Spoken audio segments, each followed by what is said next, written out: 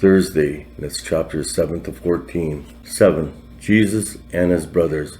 After this, Jesus traveled around Galilee. He wanted to stay out of Judah, where the Jewish leaders were plotting his death.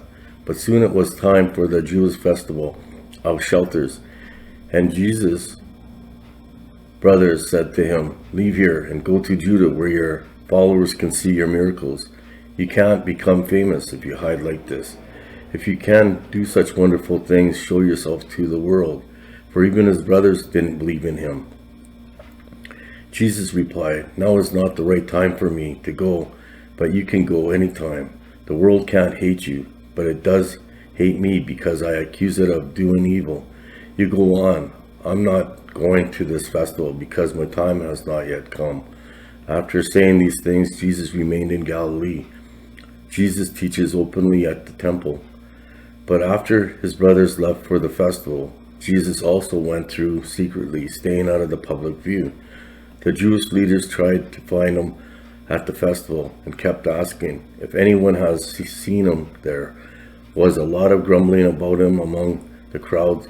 Some argued he's good man, but others said he's nothing but a fraud who deceives the people. But no one had the courage to speak verbally about him in public, for they were afraid of getting into trouble with the Jewish leaders. Then midway through the festival, Jesus went up to the temple and began to teach. The people were surprised when they heard him. "How does he know so much when he hasn't been trained?" they asked. So Jesus told them, "My message is not my own. It comes from God who sent me. Anyone who wants to do the will of God will know whether my teaching is from God or merely my own. Those who speak for themselves want glory only for themselves, but a person who seeks to honor the one who sent them speaks truth, not lies. Moses gave you the law, but none of you obey it. In fact, you are trying to kill me." The crowd replied, "You're demon-possessed. Who's trying to kill you?" Jesus replied, "I did one miracle on the Sabbath, and you were amazed. But you work on the Sabbath too, when you obey Moses' law of circumcision." Actually, this transition of circumcision began with the patriarchs long before the law of Moses. For if the correct time for circumcising your son falls on the Sabbath, you go ahead and do it, so as not to break the law of Moses. So why should you be angry with me for healing a man on the Sabbath? Look beneath the surface, so you can judge correctly. Is Jesus the Messiah? Some of the people who lived in Jerusalem started to ask each other, "Isn't this the man they are trying to kill? But here he's speaking in public, and they say nothing to him. Could our leaders possibly believe that he is the Messiah? But how could he be? For we know where this man comes from. When the Messiah comes, he will simply appear. No one will know where he comes from." While Jesus was teaching in the temple, he called out, "Yes, you know me, and you know where I come from.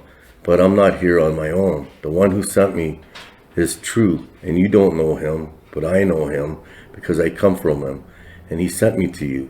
Then the leaders tried to arrest him, but no one laid a hand on him because his time had not yet come. Many among the crowds at the temple believed in him. After all, they said, "Would you expect the Messiah to do more miraculous signs than this man has done?" When the Pharisees heard that the crowds were whispering such things, they and the leading priests sent temple guards to arrest Jesus. But Jesus told them, "I will be with you only a little longer. Then I will return to the one who sent me. You will search for me, but not find me, and you cannot go where I'm going." The Jewish leaders were puzzled by this statement. "Where is he planning to go?" they asked. "Is he thinking of leaving the country and going to the Jews in other lands? Maybe he will even teach the Greeks. What does he mean when he says, 'You will search for me, but not find me, and you cannot go where I'm going'?" Jesus promises living water. On the last day, the climax of the festival, Jesus stood and shouted to the crowds, "Anyone who is thirsty may come to me. Anyone who believes in me may come and drink. For the scriptures declare rivers of living water will flow from his heart." When he said living water, he was speaking of the Spirit, who would be given to everyone believing in him. But the Spirit has not yet been given because Jesus had not yet entered into his glory. Division and unbelief. When the crowd heard him say this, some of them declared, "Surely this man is the prophet we've been expecting." Others said, "He is the Messiah." Still others said, "But he can't be. Will the Messiah come from Galilee? For the scriptures clearly state that the Messiah will be born of the royal line of David in Bethlehem, the village where King David was born." So the crowd was divided among him. Some even wanted him arrested, but no one laid a hand on him. When the temple guards returned without having arrested Jesus, the leading priests and the Pharisees demanded, "Why didn't you bring him in?" "We have never heard anyone speak like this," the guards responded. "Have you been led astray too?" the Pharisees mocked. "Is there a single one of us rulers or Pharisees who believe in him? This foolish crowd follows him, but they are ignorant of the law. God's curse is on them." Then Nicodemus, the leader who had met with Jesus earlier, spoke up. "Is it legal to convict a man before he is given a hearing?" he asked. They replied, "Are you from Galilee too? Search the scriptures and see for yourself. No prophet ever comes from Galilee." The most ancient Greek manuscripts do not include John 7:5-3 and 8:11. Then the meeting broke up and everybody went home. 8.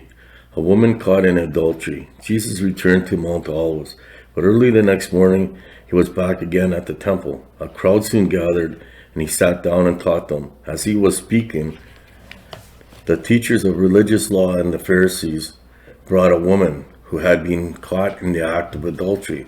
They put her in front of the crowd. "Teacher," he said to Jesus, "this woman was caught in the act of adultery.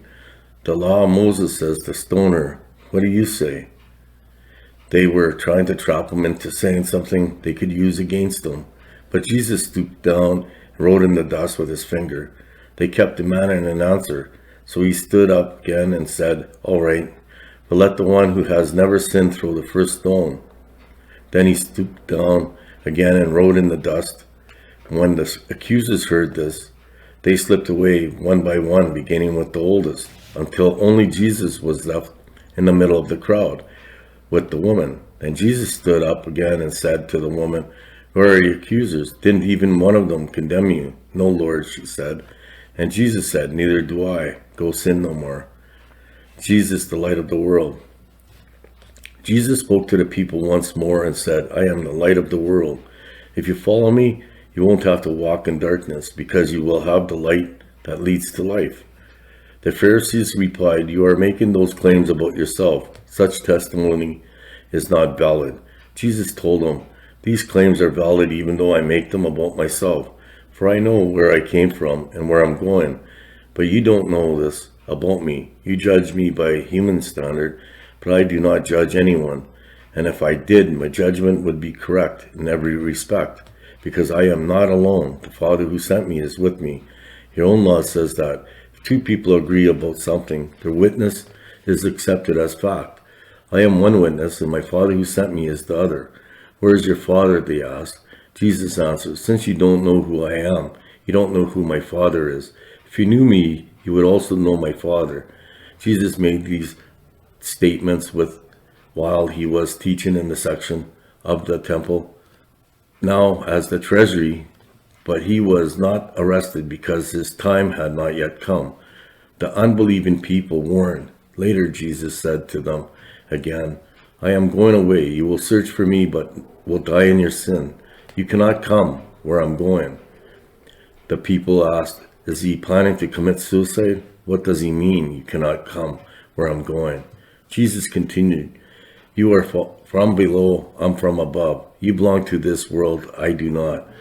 That is why I said that you will die in your sins. For unless you believe that I am who I claim to be, you will die in your sins." "Who are you?" they demanded. Jesus replied, "The one I have always claimed to be. I have much to say about you and much to condemn, but I won't, for I say only what I have heard from the one who sent me, and he is completely truthful." But they still didn't understand that he was talking about his Father. So Jesus said, "When you have lifted up the Son of Man on the cross, then you will understand that I am he. I do nothing on my own, but say only what the Father taught me. And the one who sent me is with me. He has not deserted me, for I always do what pleases him. Then many who heard him say these things believe in him. Jesus and Abraham. Jesus said to the people who believed in him, "You are truly my disciples if you remain faithful to my teachings. And you will know the truth, and the truth will set you free." But we are descendants of Abraham. They said, "We have never been slaves to anyone." "What do you mean, you will be set free?" Jesus replied, "I tell you the truth. Everyone who sins is a slave of sin. A slave is not a permanent member of the family, but a son is part of the family forever. So if the Son sets you free, you are truly free. Yes, I realize that you are descendants of Abraham, and yet some of you are trying to kill me, because there is no room in your hearts for my message. I am telling you what I saw when I was with my father, but you are following the advice of your father. Our father is Abraham," they declared. "No," Jesus replied, "for if you were really the children of Abraham, you would follow his examples. Instead, you are trying to kill me, because I told you the truth, which I heard from God. Abraham never did such a thing." "No, you are imitating your real father," they replied. "We aren't illegitimate children. God himself is our true father." Jesus told them, "If God were your father, you would love me, because I have come to you from God. I am not here on my own, but he sent me. Why can't you understand what I am saying? It's because you can't even hear me, for you are the children of your father, the devil, and you love to do evil things. He does. He was a murderer from the beginning. He has always hated the truth, because there is no truth in him. When he lies, it is consistent with his character, for he is a liar and the father of lies. So when I tell you the truth, you just naturally don't believe me. Which of you can truthfully accuse me of sin? And since I am telling you the truth, why don't you believe me? Anyone who belongs to the God listens gladly to the words of God, but you don't listen because you don't belong to God." The people retorted, "You Samaritan devil, didn't we say all along that you were possessed by a demon?" "No," Jesus said, "I have no demon in me, for I honor my Father, and you dishonor me. And though I have no wish to glorify myself, God is going to glorify me. He is the true judge. I tell you the truth. Anyone who obeys my teaching will never die." The people said, "Now we know you are possessed by a demon. Even Abraham and the prophets died. But you say, anyone who obeys my teaching will never die. Are you greater than our father Abraham? He died, and so did the prophets. Who do you think you are?" Jesus answered, "If I want glory for myself, it doesn't count. But it is my Father who will glorify me. You say he is our God, but you don't even know him. I know him. If I said otherwise, I would be a greater liar as you. But I do know him and obey him. Your father Abraham rejoiced as he looked forward to my coming. He saw it and was glad." The people said, "You aren't even 50 years old. How can you say you have seen Abraham?" Jesus answered, "I tell you the truth. Before Abraham was even born, I am." At that point, they picked up stones to throw at him. But Jesus was hidden from them and left the temple. 9. Jesus heals a man born blind. As Jesus was walking along, he saw a man who had been blind from birth. "Rabbi," his disciples asked him, "why was this man born blind? Was it because of his own sins or his parents' sins?" "It was not because of his sins or his parents' sins," Jesus answered. "This happened so the power of God could be seen in him. We must quickly carry out the task assigned us by the one who sent us. The night is coming, and then no one can work. But while I'm here in the world, I am the light of the world." Then he spit on the ground, made mud with saliva, spread the mud over the blind man's eyes. He told him, "Go wash yourself in the pool of Siloam." And Siloam means sent. So the man went and washed and came back seeing. His neighbors and others who knew him as a blind beggar asked each other, "Isn't this the man who used to sit and beg?" Some said, he was, and others said, no, he just looks like him. But the beggar kept saying, yes, I am the same one. They asked, who healed you? What happened? He told them, the man they called Jesus made mud and spread it over my eyes and told me, go to the pool in Siloam and wash yourself. So I went and washed, and now I can see. Where is he now? They asked. I don't know, he replied. Then they took the man who had been blind to the Pharisees, because it was on the Sabbath that Jesus had made the mud and healed him. The Pharisees asked the man all about it. So he told them, he put the mud over my eyes, and when I washed it away, I could see. Some of the Pharisees said, this man Jesus is not from God, for he is working on the Sabbath. Others said, but how could an ordinary sinner do such miraculous signs? So there was a deep division of opinion among them. Then the Pharisees again questioned the man who had been blind and demanded, what's your opinion about this man who healed you? The man replied, I think he must be a prophet. The Jewish leaders still refused to believe the man had been blind and could now see. So they called in his parents. They asked him, is this your son? Was he born blind? If so, how can he now see? His parents replied, we know this is our son and that he was born blind, but we don't know how he can see or who healed him. Ask him. He is old enough to speak for himself. His parents said this because they were afraid of the Jewish leaders who had announced that anyone saying Jesus was the Messiah would be expelled from the synagogue. That's why they said, is he old enough? Ask him. So for the second time they called in the man who had been blind and told him, God should get the glory for this, because we know this man Jesus is a sinner. I don't know whether he is a sinner, the man replied, but I know this. I was blind and now I can see. But what did he do? They asked. How did he heal you? Look, the man explained. I told you once. Didn't you listen? Why do you want to hear it again? Do you want to become his disciples too?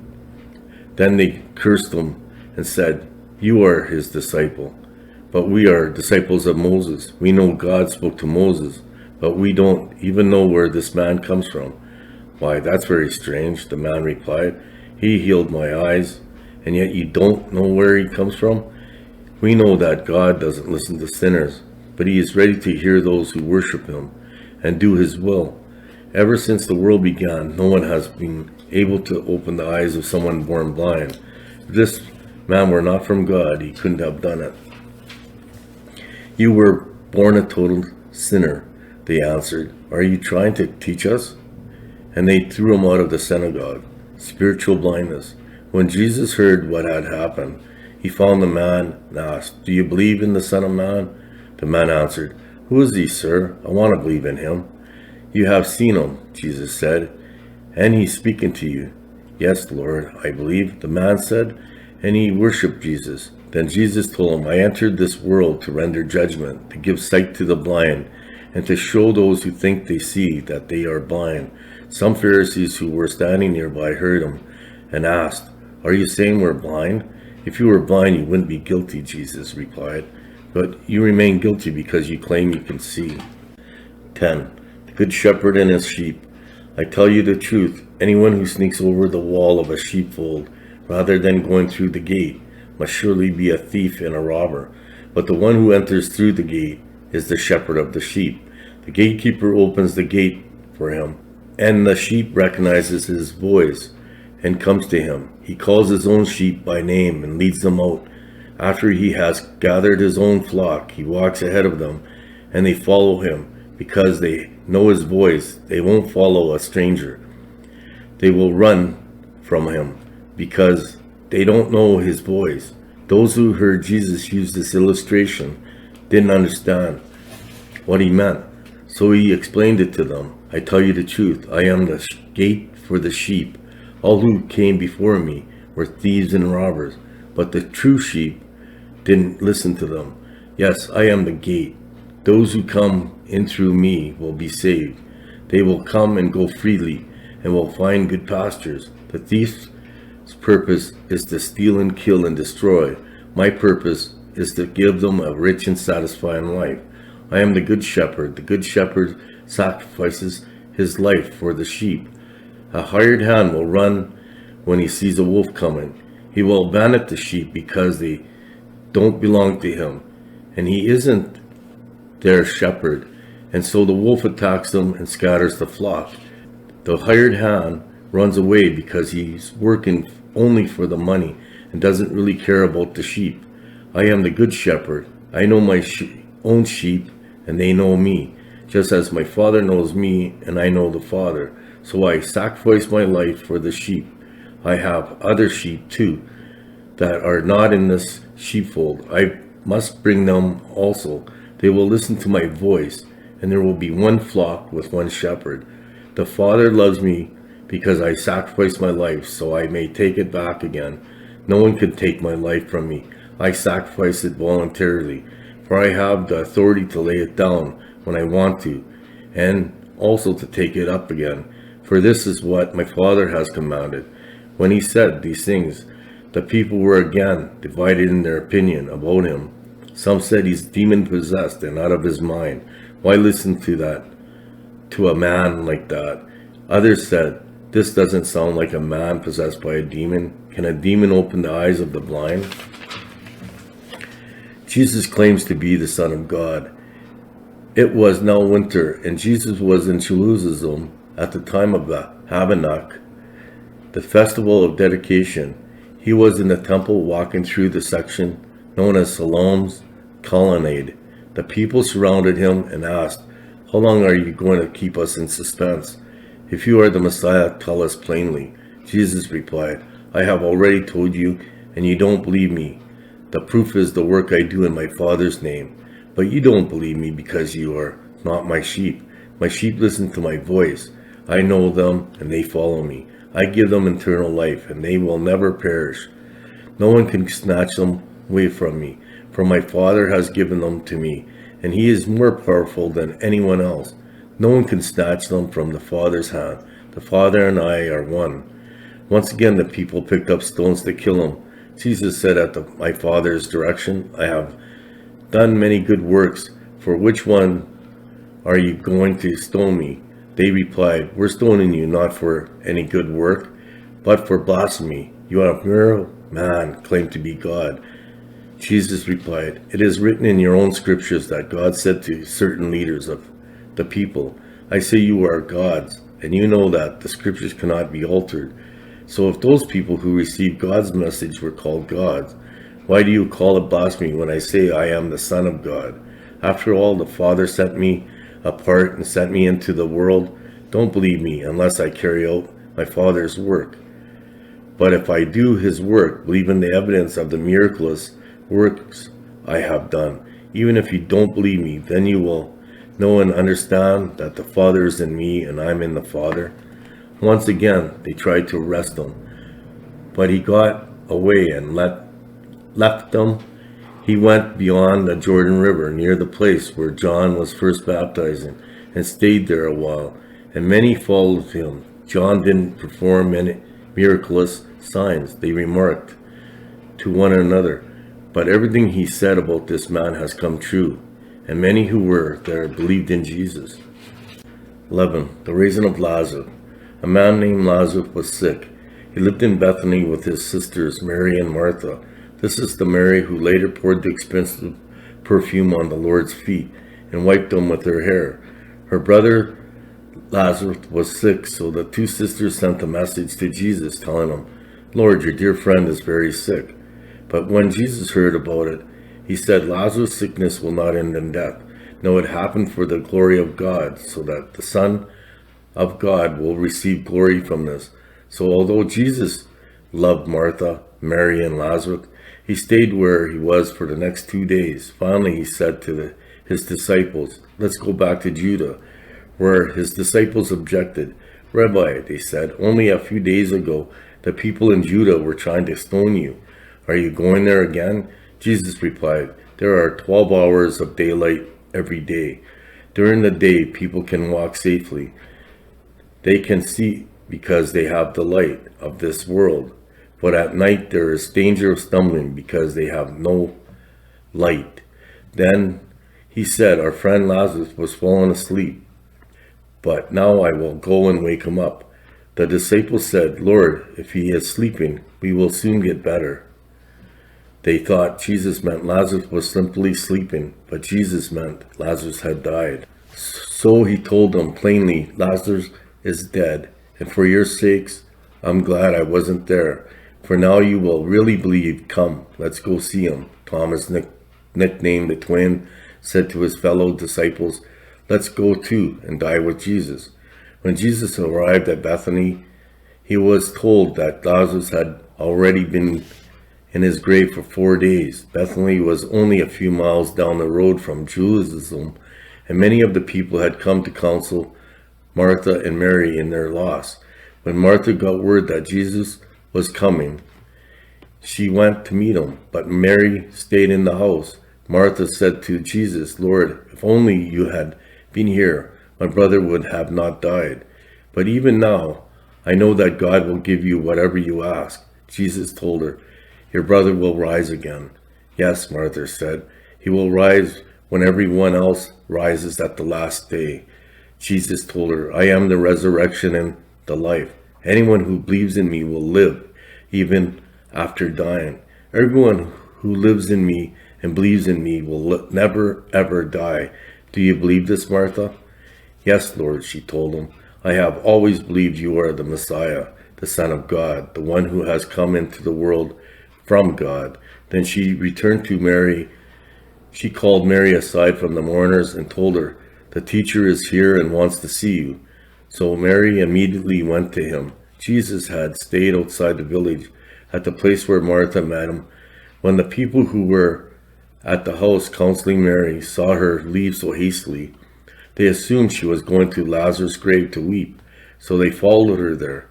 When Mary arrived and saw Jesus, she fell at his feet and said, Lord, if only you had been here, my brother would not have died. When Jesus saw her weeping and saw the other people wailing with her, a deep anger welled up within him, and he was deeply troubled. Where have you put him? He asked them. He told them, Lord, come and see. Then Jesus wept. The people who were standing nearby said, see how much he loved them? But some said, this man healed a blind man. Couldn't he have kept Lazarus from dying? Jesus was still angry. As he arrived at the tomb, a cave with a stone rolled across its entrance. Roll the stone aside, Jesus told him. But Martha, the dead man's sister, protested, Lord, he has been dead for 4 days. The smell will be terrible. Jesus responded, didn't I tell you that you would see God's glory if you believe? So they rolled the stone aside. Then Jesus looked up to heaven and said, Father, thank you for hearing me. You always hear me, but I said it out loud for the sake of all these people standing here, so that they will believe you sent me. Then Jesus shouted, Lazarus, come out. And the dead man came out, his hands and feet bound in grave cloths, his face wrapped in headcloth. Jesus told him, unwrap him and let him go. The plot to kill Jesus. Many of the people who were with Mary believed in Jesus when they saw this happen, but some went to the Pharisees and told them what Jesus had done. Then the leading priests and the Pharisees called the high council together. What are we going to do? They asked each other. This man certainly performs many miracles, signs. If we allow him to go on like this, soon everyone will believe in him. Then the Roman army will come and destroy both our temple and our nation. Caiaphas, who was a high priest at that time, said, you don't know what you're talking about. You don't realize that it's better for you that one man should die for the people than for the whole nation to be destroyed. He did not say this on his own. A high priest at that time, he was led to prophecy that Jesus would die for the entire nation, and not only for that nation, but to bring together and untie all the children of God scattered around the world. So from that time on, the Jewish leaders began to plot Jesus' death, and as a result, Jesus stopped his public ministry among the people and left Jerusalem. He went to a place near the wilderness, to the village of Ephraim, and stayed there with his disciples. It was now almost time for the Jews' Passover celebration, and many people from all over the country arrived in Jerusalem several days early so they could go through the purification ceremony before the Passover began. They kept looking for Jesus, but as they stood around in the temple, they said to each other, "What do you think? He won't come for a Passover, will he?" Meanwhile, the leading priests and the Pharisees had publicly ordered that anyone seeing Jesus must report it immediately so they could arrest him. 12. Jesus anointed at Bethany. 6 days before the Passover celebration began, Jesus arrived in Bethany, the home of Lazarus, the man he had raised from the dead. A dinner was prepared in Jesus' honor. Martha served, and Lazarus was among those who ate with him. Then Mary took a 12-ounce jar of expensive perfume made from essence of nard, and she anointed Jesus' feet with it, wiping his feet with her hair. The house was filled with fragrance. But Judas Iscariot, the disciple who would soon betray him, said that perfume was worth a year's wages. It should have been sold and the money given to the poor. Not that he cared for the poor. He was a thief, and since he was in charge of the disciples' money, he often stole some for himself. Jesus replied, "Leave her alone. She did this in preparation for my burial. You will always have the poor among you, but you will not always have me." When all the people heard of Jesus' arrival, they flocked to see him, and also to see Lazarus, the man Jesus had raised from the dead. Then the leading priests decided to kill Lazarus too. It was because of him that many of the people had deserted them and believed in Jesus. Jesus' triumphant entry.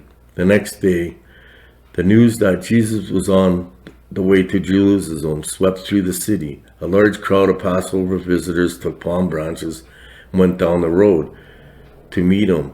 They shouted, "Praise God, blessed on the one who comes in the name of the Lord. Hail the King of Israel." Jesus found a young donkey and rode on it, fulfilling the prophecy that said, "Don't be afraid, people of Jerusalem. Look, your king is coming riding on a donkey colt." His disciples didn't understand at that time that this was a fulfillment of a prophecy. But after Jesus entered into his glory, they remembered what had happened and realized that these things had been written about him. Many in the crowd had seen Jesus call Lazarus from the tomb, raising him from the dead, and they were telling others about it. That was the reason so many went out to meet him, because they had heard about this miraculous sign. Then the Pharisees said to each other, "There's nothing we can do. Look, everyone has gone after him." Jesus predicts his death. Some Greeks who had come to Jerusalem for the Passover celebration paid a visit to Philip, who was from Bethsaida in Galilee. They said, "Sir, we want to meet Jesus." Philip told Andrew about it, and they went together to ask Jesus. Jesus replied, "Now the time has come for the Son of Man to enter into his glory. I tell you the truth, unless a kernel of wheat is planted in the soil and dies, it remains alone, but its death will produce many new kernels, a plentiful harvest of new lives. Those who love their life in this world will lose it. Those who care nothing for their life in this world will keep it for eternity.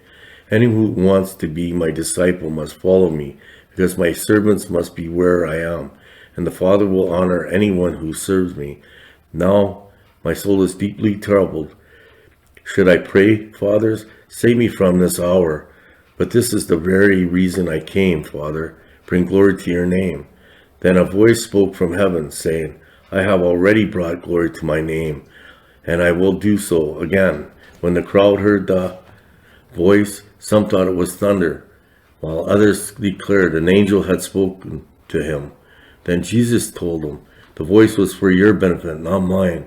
The time for judging this world has come, when Satan, the ruler of this world, will be cast out. And when I am lifted up from the earth, I will draw everyone to myself." He said this to indicate how he was going to die. The crowd responded, "We understood from the scripture that the Messiah will live forever. How can you say the Son of Man will die? Just who is this Son of Man anyway?" Jesus replied, "My light will shine for you just a little longer. Walk in the light while you can, so the darkness will not overtake you. Those who walk in the darkness cannot see where they're going. But your trust in the light will, while there is still time, then you will become children of the light." After saying these things, Jesus went away and was hidden from them, the unbelief of the people. But despite all the miraculous signs Jesus had done, most of the people still did not believe in him. This is exactly what Isaiah the prophet had predicted. "Lord, who has believed our message? To whom has the Lord revealed his powerful arm?" But the people couldn't believe, for Isaiah also said, "The Lord has blinded their eyes and hardened their hearts, so that their eyes cannot see and their hearts cannot understand, and they cannot turn to me and have me heal them." Isaiah was referring to Jesus when he said this because he saw the future and spoke of the Messiah's glory.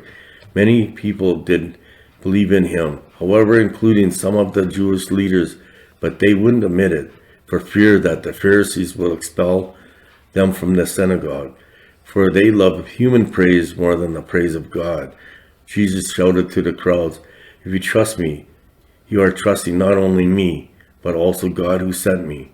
For when you see me, you are seeing the one who sent me. I have come as the light to shine in this dark world, so that all who put their trust in me will no longer remain in the dark. I will not judge those who hear me, but don't obey me. For I have come to save the world, not to judge it. But all who reject me and my message will be judged on the day of judgment.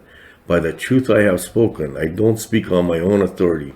The Father who sent me has commanded me what to say and how to say it, and I know his commands lead to eternal life. So I say whatever the Father tells me to say." 13. Jesus washes his disciples' feet.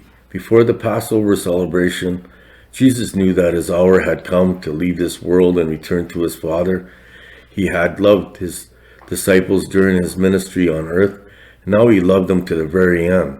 It was time for supper, and the devil had already prompted Judas, son of Simon Iscariot, to betray Jesus. Jesus knew that the Father had given him authority over everything, and that he had come from God and would return to God. So he got up from the table and took off his robe, wrapped a towel around his waist, and poured water into a basin. Then he began to wash the disciples' feet, drying them with the towel he had around them. When Jesus came to Simon Peter, Peter said to him, "Lord, are you going to wash my feet?" Jesus replied, "You don't understand now what I'm doing, but someday you will." "No," Peter protested, "you will never ever wash my feet." Jesus replied, "Unless I wash you, you won't belong to me." Simon Peter exclaimed, "Then wash my hands and head as well, Lord, not just my feet." Jesus replied, "A person who has bath all over does not need to wash except for the feet, to be entirely clean. And you, disciples, are clean, but not all of you." For Jesus knew who would betray him. That is what he meant when he said, "Not all of you are clean." After washing their feet, he put on his robe again and sat down and asked, "Do you understand what I was doing? You call me teacher and Lord, and you are right, because that's what I am. And since your Lord and teacher, have washed your feet, you ought to wash each other's feet. I have given you an example to follow. Do as I have done to you. I tell you the truth, slaves are not greater than their master, nor is the messenger more important than the one who sends the message. Now that you know these things, God will bless you for doing them." Jesus predicts his betrayal. "I am not saying these things to all of you. I know the ones I have chosen, but this fulfills the scripture that says, 'The one who eats my food has turned against me.' I tell you this beforehand, so that when it happens, you will believe that I am the Messiah. I tell you the truth, anyone who welcomes my messenger is welcoming me, and anyone who welcomes me is welcoming the Father who sent me." Now Jesus was deeply troubled, and he exclaimed, "I tell you the truth, one of you will betray me." The disciples looked at each other, wondering who he could mean. The disciples Jesus loved was sitting next to Jesus at the table. Simon Peter motioned to him and to ask, "Who is he talking about?" So that disciple leaned over to Jesus and asked, "Lord, who is it?" Jesus responded, "Is it the one to whom I give the bread I dip in the bowl?" And when he had dipped it, he gave it to Judas, son of Simon Iscariot. When Judas had eaten the bread, Satan entered into him. And Jesus told him, "Hurry and do what you're going to do." None of the others at the table knew what Jesus meant. Since Judas was their treasurer, some thought Jesus was telling them to go and pay for the food or to give some money to the poor. So Judas left at once, going out into the night. Jesus predicts Peter's denial. As soon as Judas left the room, Jesus said, "The time has come for the Son of Man to enter into his glory, and God will glorify because of him. And since God receives glory because of the Son, he will soon give glory to the Son. Dear children, I will be with you only a little longer, and as I told the Jewish leaders, you will search for me, but you can't come where I'm going. So now I am giving you a new commandment: love each other. Just as I have loved you, you should love each other. Your love for one another will prove to the world that you are my disciples." Simon Peter asked, "Lord, where are you going?" And Jesus replied, "You can't go with me now, but you will follow me later." "But why can't I come now, Lord?" he asked. "I'm ready to die for you." Jesus answered, "Die for me? I tell you the truth, Peter, before the rooster crows tomorrow morning, you will deny 3 times that you even know me." Tomorrow's Friday, and I'll be reading chapters 14 to 21.